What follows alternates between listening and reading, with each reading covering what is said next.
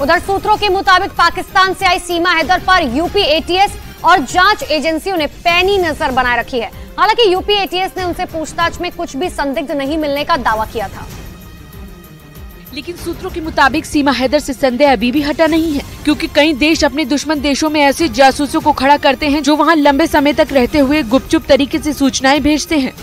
ऐसे में जांच एजेंसियों को शक है कि कहीं सीमा हैदर भी इसी तरह के प्लान का हिस्सा तो नहीं है और उन्हें किसी खास मकसद के लिए ट्रेनिंग देकर लंबे समय तक भारत में रहने के लिए पाकिस्तान से भेजा गया हो। इतना ही नहीं, संभावना तो इस बात की भी जताई गई कि कहीं भारतीय नागरिकता हासिल करने के लिए ही तो नहीं सीमा ने सचिन को अपना मोहरा बनाया, ताकि भविष्य में सीमा हैदर को भारत में रहने में किसी तरह की कोई परेशानी न हो, क्योंकि भारतीय नागरिकता हासिल करने के लिए पहले भी कुछ लोग इस तरह की साजिश रच चुके हैं। और पाकिस्तान कनेक्शन की वजह से इस मामले में जांच एजेंसियां कोई कोताही बरतने के मूड में नहीं है। सूत्रों के मुताबिक एजेंसियां ये भी पता लगाने में जुट गई हैं कि क्या सीमा हैदर ने जानबूझकर पबजी पर सचिन मीणा से दोस्ती बढ़ाई ताकि उनसे शादी करके वो भारत में बस जाएं और फिर यहाँ से पाकिस्तान के लिए जासूसी कर सकें। एजेंसियां ये भी जांच कर रही हैं कि क्या सीमा हैदर किसी हैंडलर की मदद से भारत आई। उधर सूत्रों ने यह भी दावा किया है कि भारत में घुसने से पहले सीमा हैदर ने नेपाल से भारत में आने वाले 8 रास्तों की जानकारी जुटाई, ताकि ये पता लगाया जा सके बॉर्डर पर कहां-कहां ज्यादा चेकिंग होती है और जिन रास्तों पर कम चेकिंग होती है वहां से भारत में दाखिल हुआ जा सके।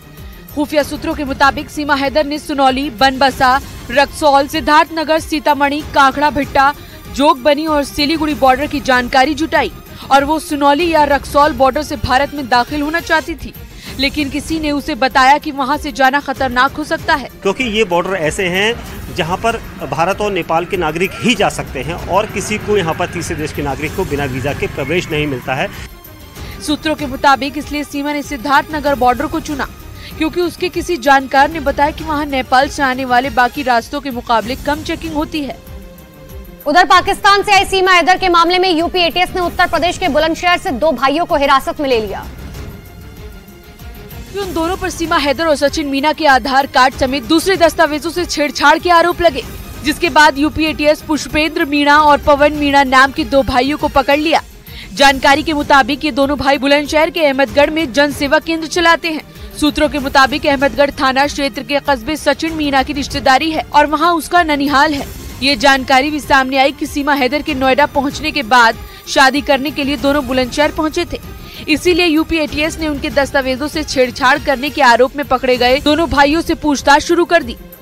इधर राजस्थान के अलवर जिले से सीमा हैदर जैसा ही एक मामला सामने आया। खबर है कि वहां भिवाड़ी इलाके की रहने वाली एक महिला अपने प्रेमी से मिलने के लिए पाकिस्तान चली गई और उस महिला के पाकिस्तान जाने की सूचना उसके पति को न्यूज के जरिए मिली। बताया गया कि अंजू नाम की वो महिला अपने पति से जयपुर जाने की बात कहकर पाकिस्तान के खैबर पख्तूनख्वा प्रांत में पहुंच गई। मेरी बात हुई थी कि जयपुर जा रही हूं, ठीक है।